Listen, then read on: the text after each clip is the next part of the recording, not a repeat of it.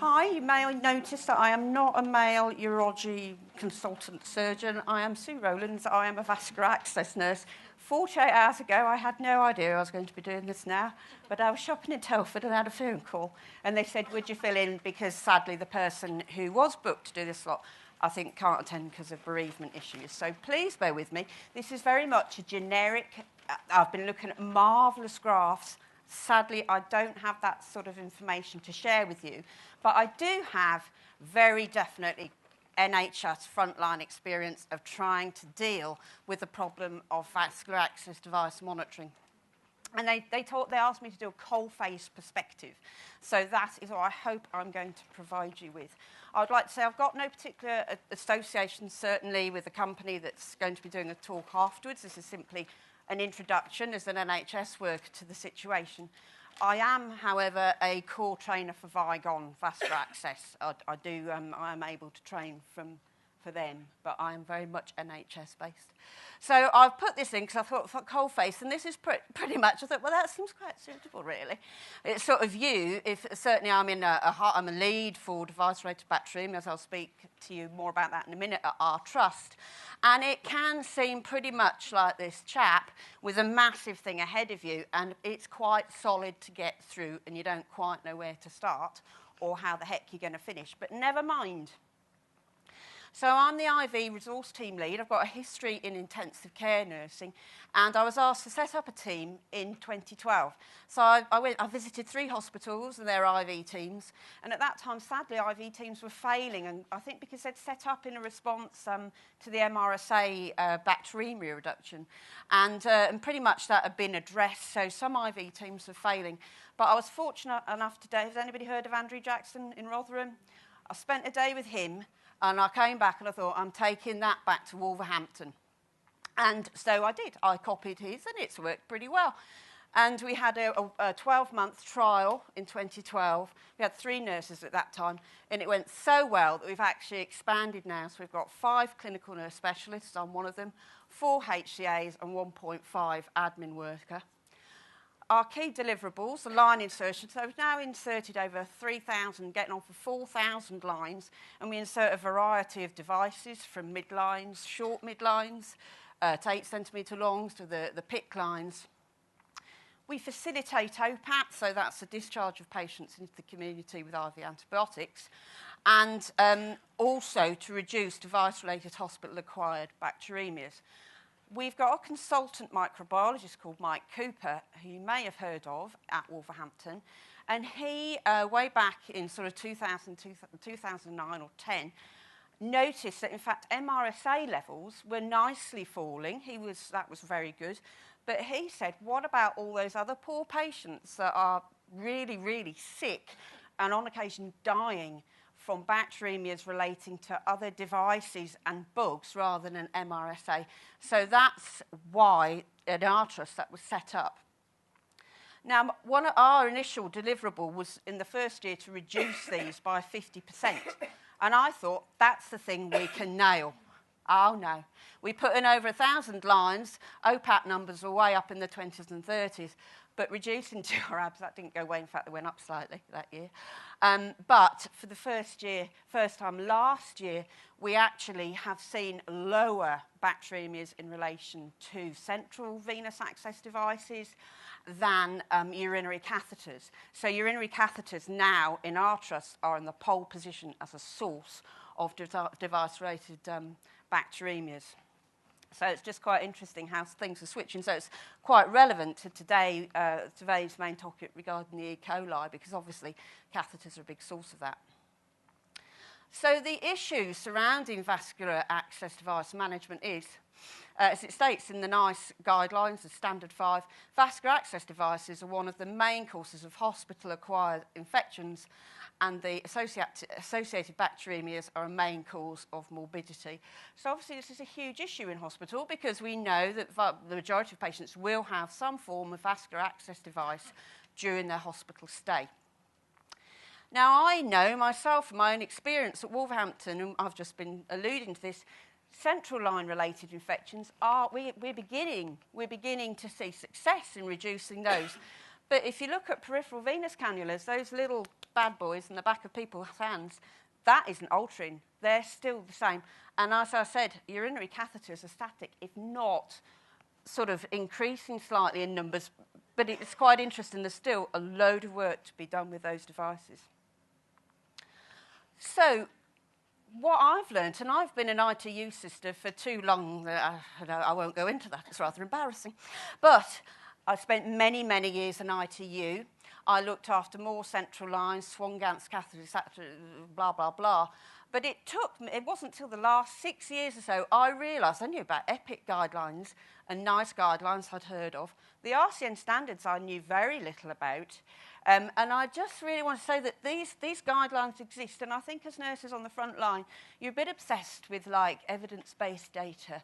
But you know, where do I get that from? I should be reading lots of things. Well, you don't have to, because the effort that goes in producing these, I was on the board that wrote these standards. They were produced in December last year, they were launched. The tens of thousands of pounds that goes into the literature review to support these kind of national documents is massive.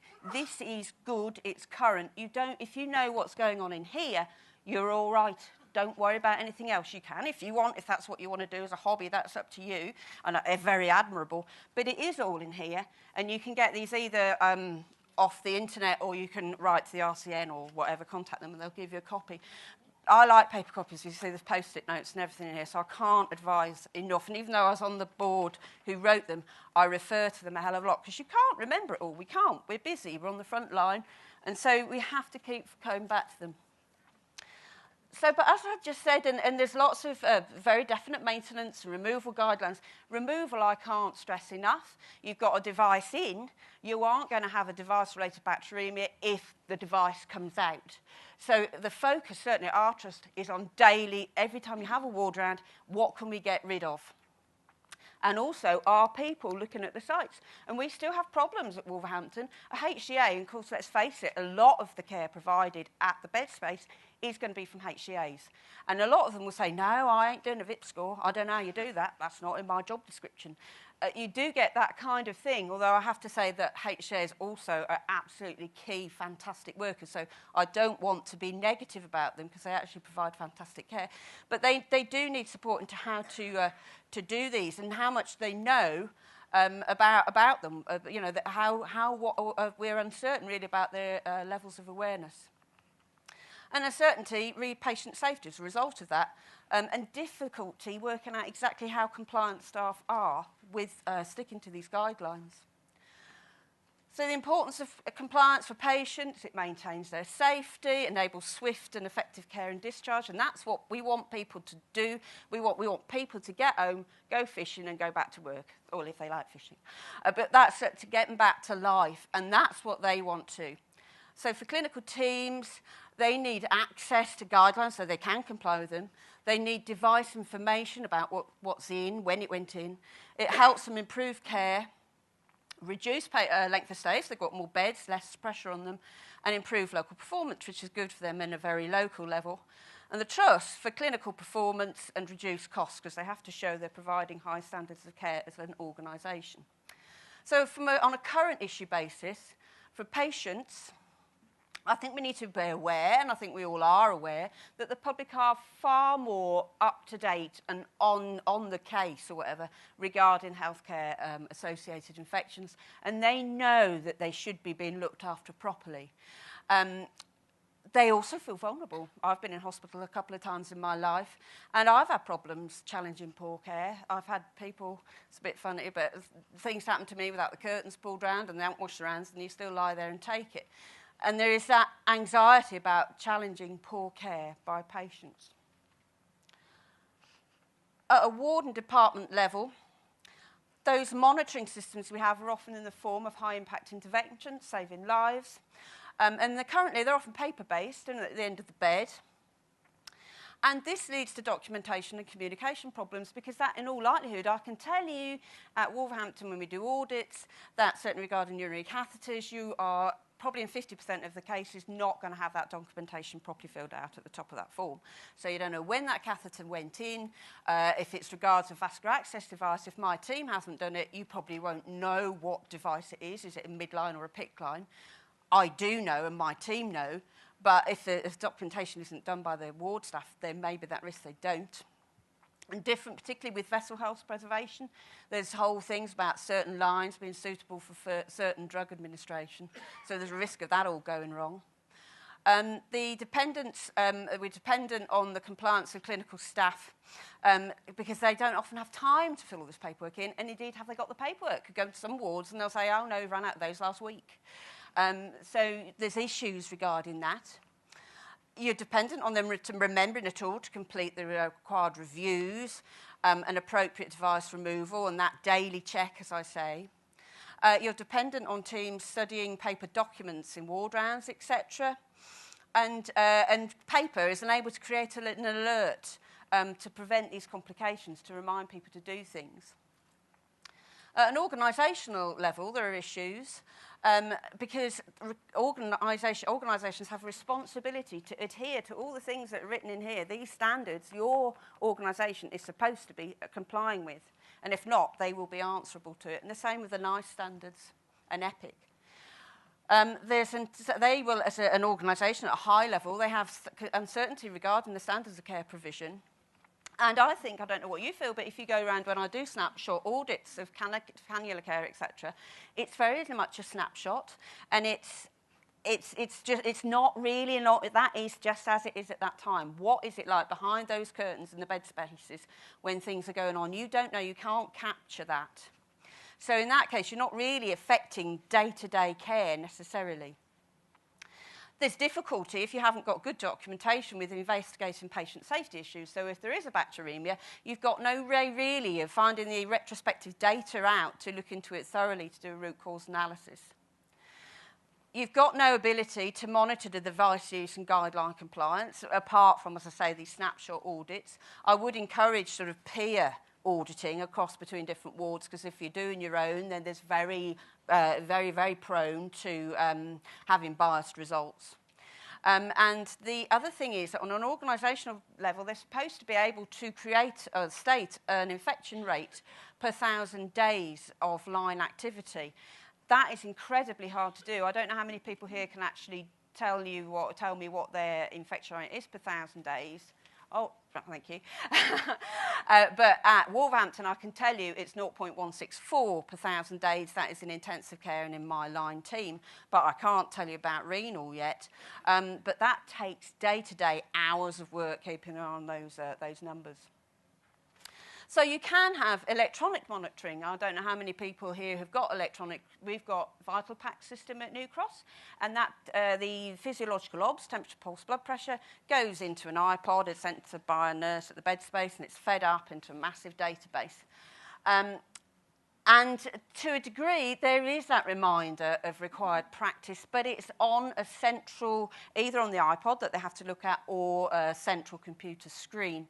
And we've also at the moment got cannulas added onto that, so it's your TPR, urinary catheters have just been added onto it, and cannulas. And it does create alerts telling you about maintenance, and there's a little red circle comes up when you're supposed to be checking the cannula or the catheter. Removal, you will get, but of course nowadays the cannulas are taken out when clinically indicated. They don't have to come out at 3 days. Still at Wolverhampton, we do tend to change them at 3 days because we've got really good IP rates, so we're worried about losing those. But EPIC will say, and a lot of studies will support taking it out when there's risk of infection.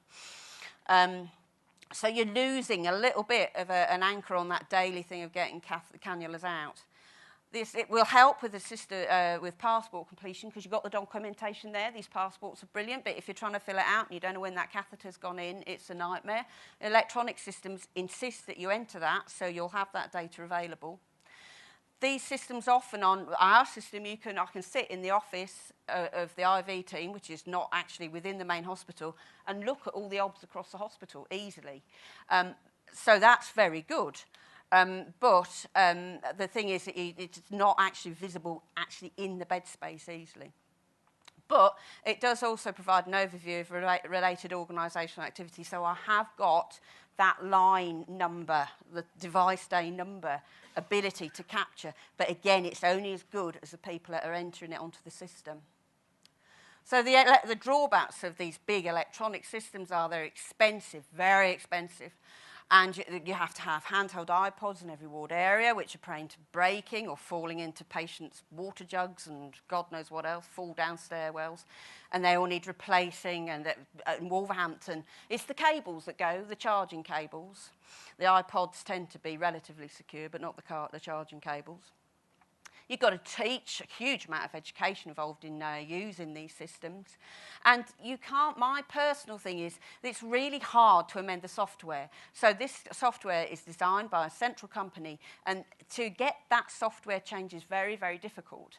You have to apply for it and see if other trusts agree with it. It takes months to do.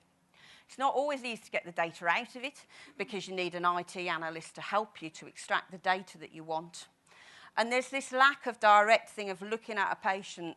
There's no direct alert by looking in the bed space. You have to go back to find an iPod, to tap into it, put your code in, or get back to a central computer. So still, there's not that direct thing of check my device actually in the bed space. So again, there's that lack of reminder. And there's, as I say, you can't immediately access it. So in conclusion, I'll wrap up quickly. I know that there are a variety of, so there's a paper system, but there's a variety of electronic systems available, but there are always cost implications for the electronic side of things. They do often tie in with physiological observation recordings, that's good. And they do have the ability to alert staff in a sort of automated fashion about the care requirements and maintenance needs, for example, VIP scoring, etc. There's an increased ease of access, and data access, and the legibility. You can read the writing if it's on a computer system, which is great. And it does enable you to get that data collection and helps with care standard improvement. And it tells you exactly who has visited the patient and entered those OBS at that time. So much, much easier from that perspective. But again, as I've just said, there's not that direct thing of looking at Mrs. Jones in the bed and seeing that is you do need to check her cannula. And they've got that, the patient lies there sort of knowing that something really they haven't been seen for 8 hours and they've got this cannula that's a bit sore, or do they really need that catheter stood in? The patient awareness will vary, but they will have a feeling of vulnerability and am I being looked after properly? That does remain with any of these systems that we have. I'll just declare a bit about who I am. I'm the director of a company, an Australian company that's been working with hospitals in Australia and now in the US and UK to try and solve some of the compliance issues around vascular access devices. It was founded by myself and an infectious diseases physician about 3 years ago, and we're funded about 50-50 by us and by the Australian government. And what I'll talk to you about from our perspective today are, firstly, the guidelines that we've been looking at and that we're trying to help compliance with. What current compliance tools are available and why they're sometimes not as effective as you might hope they would be. Discuss the point of care alerts that we've designed to try and assist with that. And the results of a clinical trial that was done last year in Australia. And I'll talk about the future planned trials that are going to start in the remainder of this calendar year. So a quick talk about some of the guidance, which Sue alluded to as well in her discussion. Certainly in Australia and here, we'll follow NICE guidelines, and we also look at the IHI guidelines developed in the US. And in particular, Quality Standard 61 and also the Intravascular Access Device Guideline number 40. So Quality Standard 61 has this statement, which was alluded to by Sue as well, that people who need a vascular access device can have their infection risk minimised by certainly safe insertion and maintenance techniques, which is what was coming up in the discussion there, but also by removing as soon as it's no longer needed. It's really simple, but it's the low-hanging simple thing that you can make quite a difference with. For service providers as hospitals, there's a guideline basically that you should ensure that there are systems and facilities in place to enable staff to be able to do that. And the intravascular access device guideline suggests that one of those ways of achieving that aim would be to have some sort of reminder or prompt that initiates staff to remove unnecessary intravascular devices. And that's what we have tried to tackle in our own way. So the solutions that are available out there at the moment, there are two things. One are checklists in hospitals, and the other is alerts in EMRs. And with checklists, what we've noticed looking outside into a hospital is that checklists have become very long, very detailed, and it's really quite challenging for nurses, particularly at handover takeovers, to actually fulfill the requirements of these incredibly extensive checklists when you might have, particularly in a ward in a large tertiary hospital, one nurse to 8 or 9 beds, all sorts of things happening, an incredibly long checklist. Not in all hospitals, but in some hospitals I've seen incredible checklists. It's not really reasonable to expect that somebody could achieve that in the time frame they have available. Another way that this problem has tried to be solved, particularly in the United States, is using alerts in EMRs. So the challenge with that, though, has been that they can provide quite a significant interruption to workflow. Electronic health records, as the actual vendors told us, were designed to capture data and to analyse the data afterwards, and they're excellent at doing that. What they're not so great is actually generating alerts at the point of care and directing action at the point of care. And so what we've tried to do is solve that failure, I guess, by putting an alert at the point of care with the patient. We've done that via a few mechanisms, but with related to vascular access devices, we've created a little label which you can stick at point of care, which does a few things. One, it triggers, it just has some red and green flashing lights for 4 hours a day, so that when a nurse comes past a patient's bed for whatever other task they're doing, they'll sort of notice that this thing's flashing, and that will hopefully alert them that there's something that they need to check, a PIVC or a central line, and that they will then document that. There's a little space where you can just quickly document it on there, that you've checked it, and there's room to write a VIP score for a PIVC, and then you can continue on with everything else you're doing. So rather than having an EMR alert which tells you at 8:10 you need to do this, and then you have to go and do it and then go back and document it, this just happens while you're with the patient doing something else. So hopefully improves workflow. Although it can be positioned in other locations, such as you can use them in paper health records, we'd recommend that you place it on a whiteboard at a patient's bedside, because by doing that, it reinforces to the patient that there is something that needs to be checked every day, which hopefully then will also mean that the nurse knows that the patient knows that there is something I need to check and I can't just ignore this.